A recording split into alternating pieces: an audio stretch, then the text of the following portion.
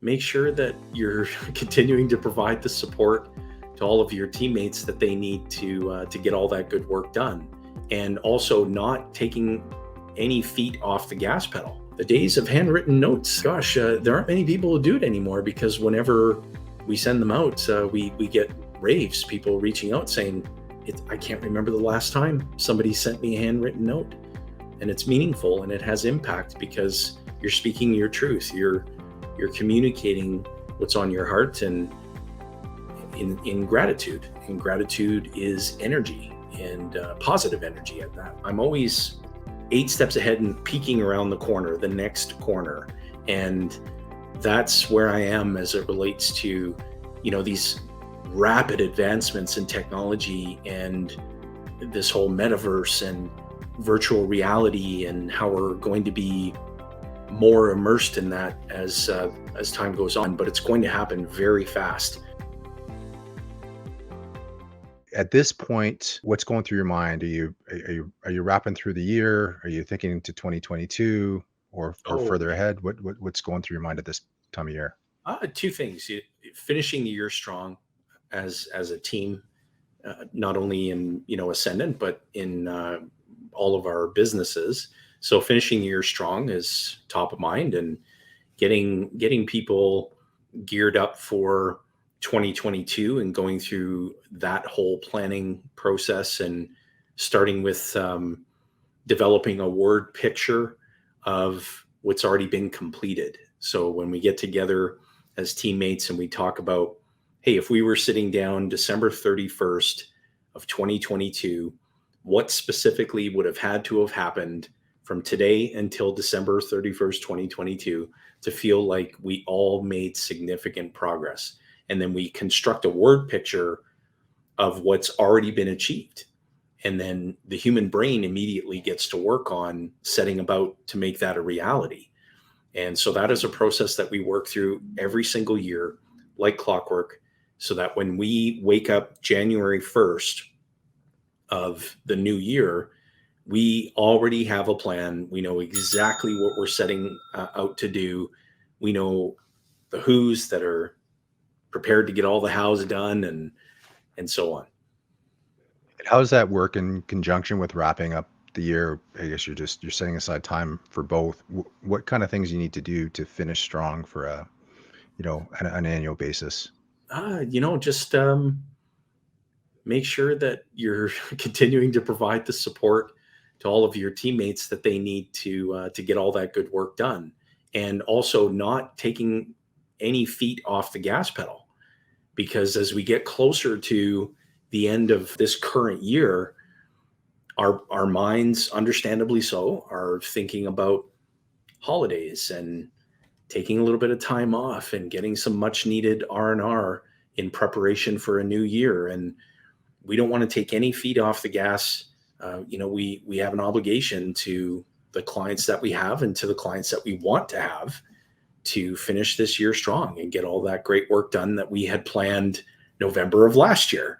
And so it's looking at making sure that everybody's supported, and that there aren't any log jams in terms of business continuing to move through the workflow and getting it completed. So that's where my mind is at every single day, is what can I do to be supportive of my teammates, and being on the lookout for great talent, people that we can bring into the organization looking ahead to the new year. And those are just all the things that go through your mind as a business owner. And if you're privileged to lead a team of people, then those are absolutely the things that should be going through your mind on a regular basis.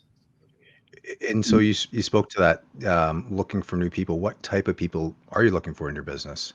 People who are going to be the right addition to our team.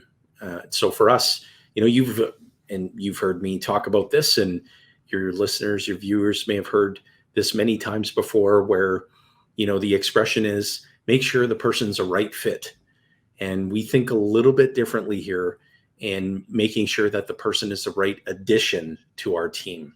So it's fit matters, but the right addition is what fuels our growth, because we want people to bring their unique abilities, and be the right addition to our group. Nice. And having maybe you haven't had a chance to reflect fully on the past year, but are there any lessons that you learned throughout the year that maybe you can share with the group? Oh, definitely. I think probably first and foremost, I would say the biggest lesson would be that, trust really does matter. And what I mean by that is when I took a sabbatical, a 6-week, 3-day sabbatical, the longest period of time that I've ever been away from working since I began working.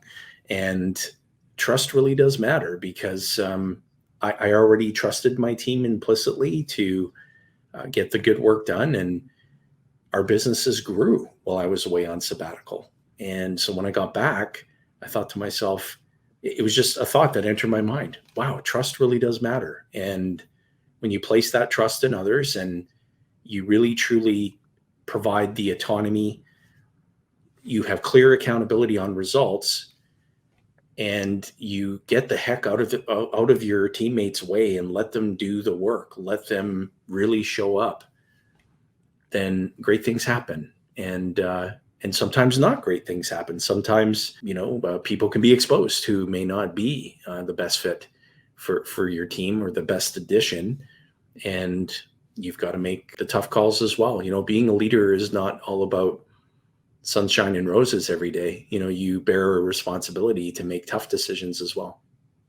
Yeah, I think those are good points. I would say that's you're putting trust in the people, you're putting trust in yourself too, I guess, right? To be able to hand over the reins to do that. So you're kind of testing yourself in a way as well. And I think with growth, there's, you're focused on growth, but there can be attrition, all these other pieces that come part of it. And those are not necessarily easy things to deal with as a leader, right? But those are things you have to just has to be done, right? Definitely. And I shared with all of my teammates when I got back that it wasn't just me who went through that sabbatical. We all experienced it together. And when I got back, I asked my teammates 2 questions. How should I be spending my time going forward? And equally as important, who should I be spending my time with? And the responses that I received from all of my teammates, yourself included, I was pleasantly surprised that they were aligned very much with what I was already thinking.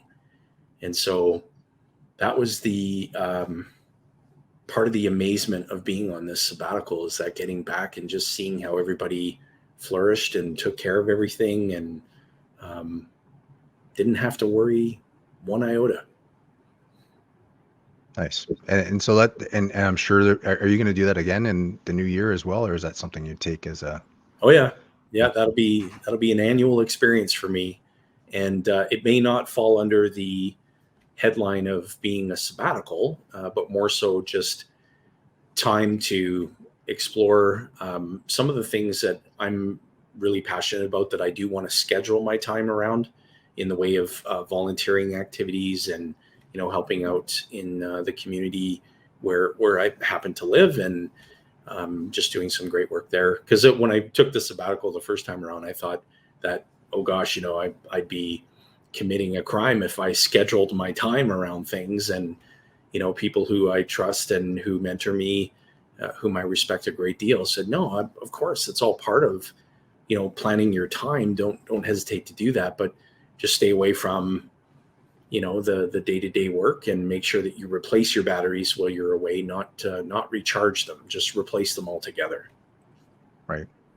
Another question I just had on part of the wrap up is also thanking your clients, thanking your collaborators. How do you do that?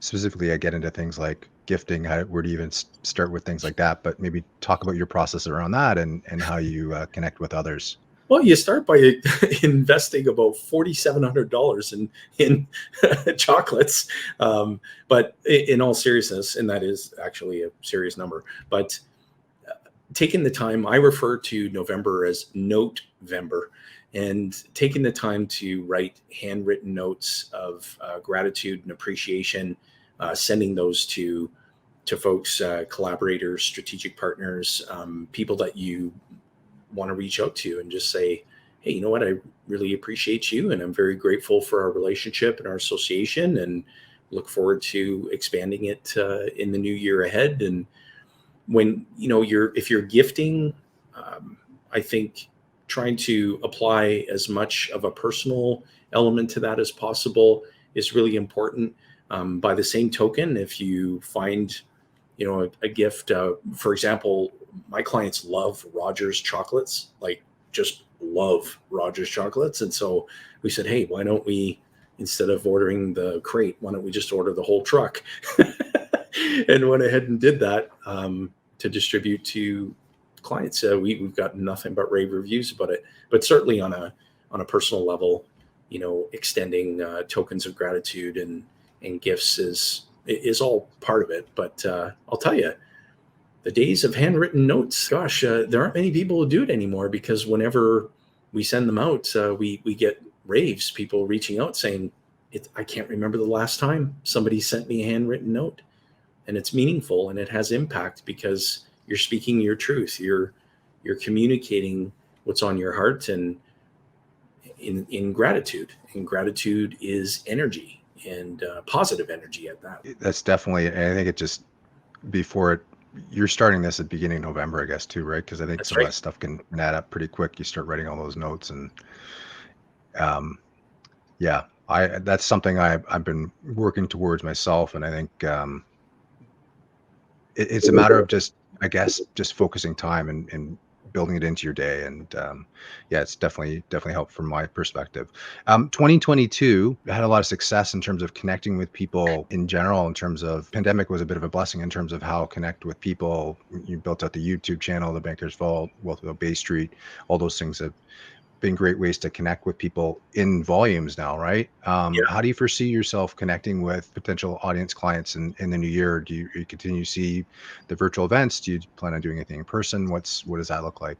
Yeah, it's going to be a combination of both. I'm super excited to be live and in person at events. Those fascinate me and bring me a lot of energy.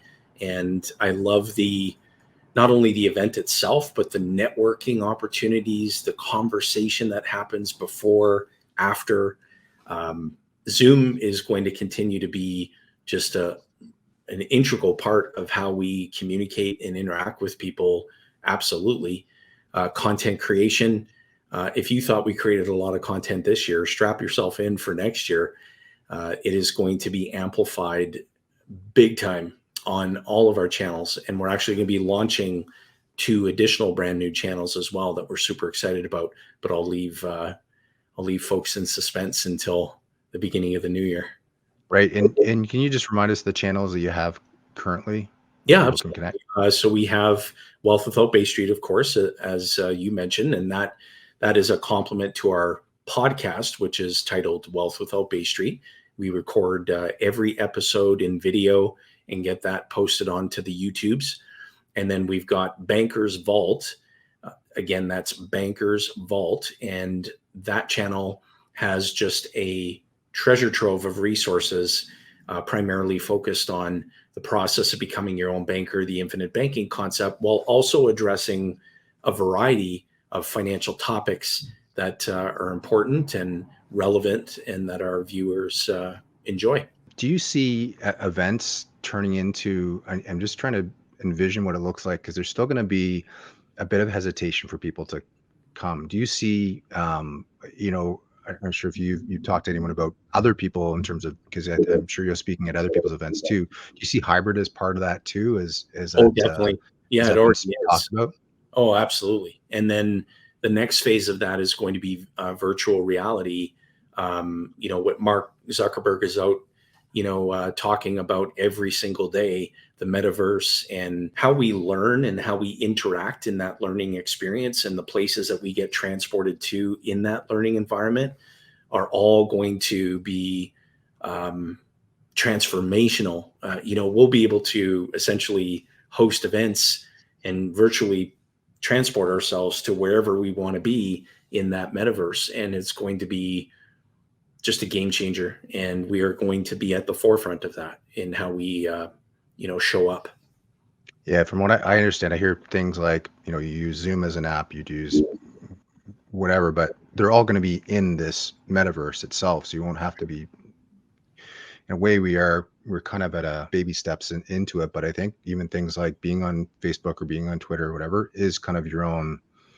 It's not fully metaverse, but I think it's definitely in that area. Once it Definitely. becomes kind of more all encompassing, I think it's not too far away. Agreed. And my mind, and probably most entrepreneurs or visionaries in business, I'm always, the analogy I use or the way that I frame it is that I'm always 8 steps ahead and peeking around the corner, the next corner, and that's where I am as it relates to, these rapid advancements in technology and this whole metaverse and virtual reality and how we're going to be more immersed in that as time goes on. But it's going to happen very fast.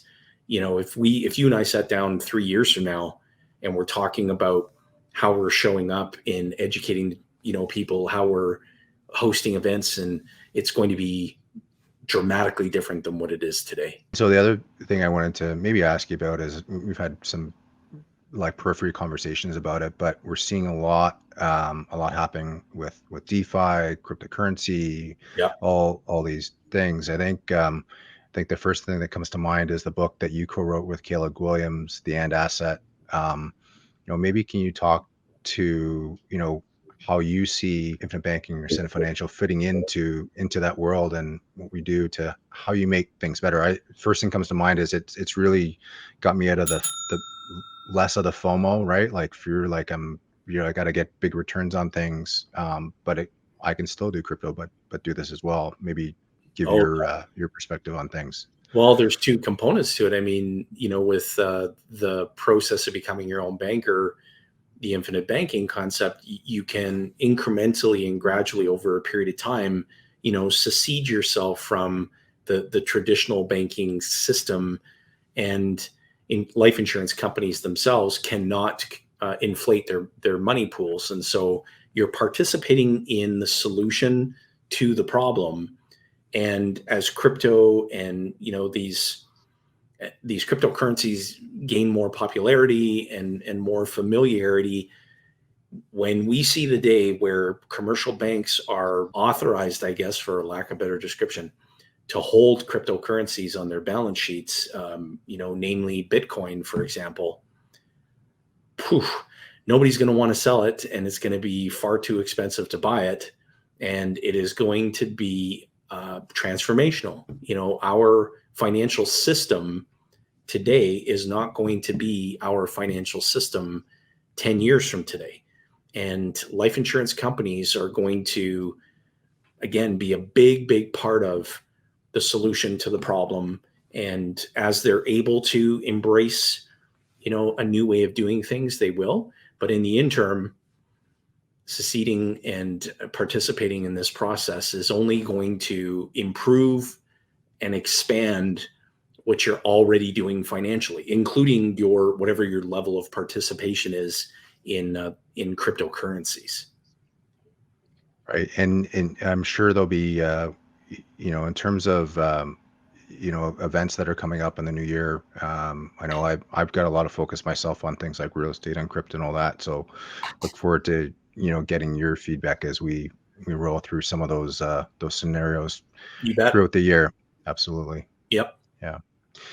Anything else you want to share? I think we have you again in December, so we can definitely wrap up then. But maybe the only thing that comes to mind in terms of as you think of words like wrapping up the year is obviously maybe there's something you already have woven into the business on a quarterly basis. But talk about charity, because maybe we'll touch again in December. But how do you connect with others from a social perspective as well? Oh gosh, yeah. With our profit sharing process here, we on a quarterly basis, we take a look at our profit sharing pool of dollars, and 50% of that pool is distributed to team members internally. And then those very same team members decide how to give the remaining 50%. And when I say give, I mean to charities, to organizations in need, in the communities where we live and where we work. And that is such a big passion of ours. So as we look ahead to the remainder of this year, part of finishing the year strong, a big emphasis is on making sure that we finish the year strong in achievement of everything that we've set out to do, so that we can maximize our giving going into Q1 of 2022. And that's all part of the culture that that we're nurturing here, and everyone feels a much bigger sense of fulfillment. That's the feedback that we get, because the impact of the work that we're doing is not just on the clients that we have and the clients that we want to have, but it's also to the broader communities where we live and work. And that's so important to us. And I want to emphasize, our philosophy is not, the words giving back. We haven't taken anything. We're really truly focused on giving of money, giving of time, giving of advice, giving of energy that's positive and that's going to have a positive impact on other people, whether that is a client or a prospective client, but just someone who needs that spiritual care, that mental care help, food, basic needs that so many of us can sometimes take for granted. And so that is such a big part of our culture and what we're nurturing.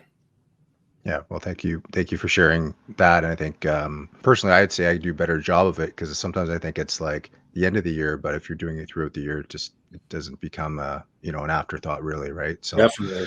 For people who want to connect and get in touch, I always love to hear from folks. And so if you're on Banker's Vault YouTube channel or Wealth Without Bay Street, you can certainly connect with us via those two YouTube channels. If you visit our website, ascendantfinancial.ca, again, that's ascendantfinancial.ca. Not only is there just a amazing vault of resources there for you, but certainly opportunity for you to connect. And like I said, I love to hear from folks. So don't hesitate to reach out. Let us know how our content's resonating with you, your suggestions or ideas or thoughts of, what we can create that would impress you. And can't wait to hear from you.